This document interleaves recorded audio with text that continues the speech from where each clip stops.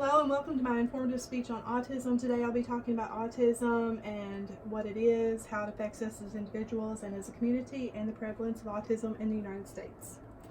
Let's start out with what autism is. Autism is a developmental disability that impacts the normal development of the brain in areas of social skills and communication skills. It's a very difficult disability to understand, and many doctors cannot pinpoint it to one disability, so they kind of put it into a spectrum of disabilities because their symptoms and their characteristics are so different from one person to the next. Who does autism affect? It affects everyone, all nationalities and countries, schools and communities, families and friends. The prevalence of autism in the United States.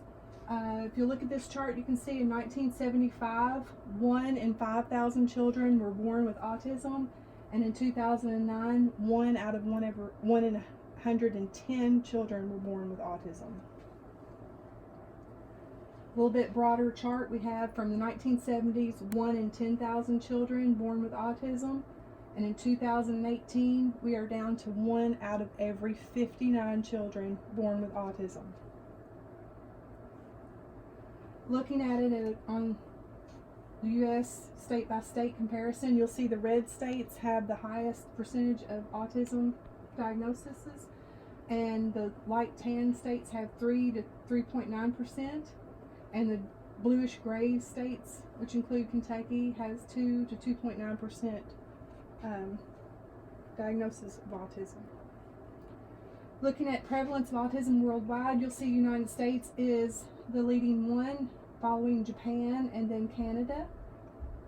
Brazil and Portugal are considerably less prevalent with autism, but that's probably due to lack of diagnoses depending on financial status and medical access.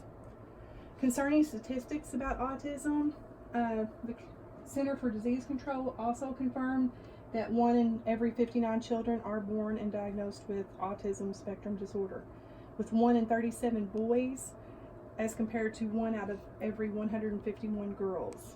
Boys are 4 times more likely to be diagnosed with autism than girls. And like I said, autism affects all ethnicities and socioeconomical groups around the world. 1/3 of children born with autism are nonverbal. Since we talked about what autism is and how this developmental disability affects our social skills and communication skills, a lot of them are nonverbal, and being nonverbal contributes to frustration and misunderstandings, and a lot of these children will bolt and wander off. And we have studies that show that 14 years and younger, 90% of children's cause of death was drowning, because they are attracted to water. They love the water, but unfortunately without supervision it can be life-threatening. They did a study on 8-year-old children specifically, and 28% of them had self-injurious behaviors, including head banging, biting, and scratching. Some children even have to wear a helmet to protect themselves from serious injuries to the head, and 2/3 of children with autism have been bullied. 3 other main points I'd like to talk about are the causes and the interventions and supports for autism, the associated challenges for caregivers and families who have children with autism, and autism in adulthood, the community living, and the economic costs.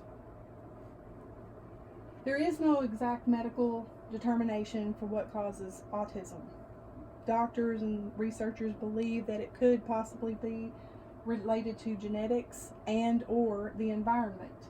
Genetics meaning something to do with genes, something interfered or altered the gene during conception of a child, the parental age of the mother at conception, the nutrition of the mother during child pregnancy. The environment could include exposure to different types of chemicals or contaminants, pesticides, metals, or even air pollution. We're just not real sure what causes it. Intervention, the best thing for the autism disability is early intervention. Most children are diagnosed with autism at around age 4, although some children are diagnosed as early as age 2. There are speech therapists and occupational therapists that are there for supports for children with autism. Autism Speaks is a great, reliable source of information for people with autism and families that have children with autism, or any kind of educators that want to find out information to help people who have this disability. Some of the challenges for children with autism, or even adults with autism, is education. Ideally, it would be so wonderful if every school in America had an autism unit in that school, because children with autism have a really hard time fitting into the social norm of the regular ed classroom. So they would be much more beneficial to have an autism unit set up to accommodate to their needs, to help them be successful in learning. People with autism need caregivers. They need 24/7 support and assistance and care, and parents can only do so much, and so they need some help with that. Medical expenses are phenomenal. Each child born with autism, on average, costs about $60,000 a year in medical expenses. If that child also is combined with an intellectual disability on top of autism, it can be as much as $85,000 to $107,000 per year, which is outrageous. Some medical conditions that go with autism, and these are very common. Almost every one of them have it. More than half of them have attention deficit disorder, attention deficit hyperactivity disorder, ADHD. We've all heard of that probably. More than half of them have chronic sleep problems. 40% of them have anxiety and or depression disorders. And they're 8 times more likely to have chronic gastrointestinal disorders, meaning that their stomachs are very sensitive to different types of foods that they eat, primarily anything with dairy in it.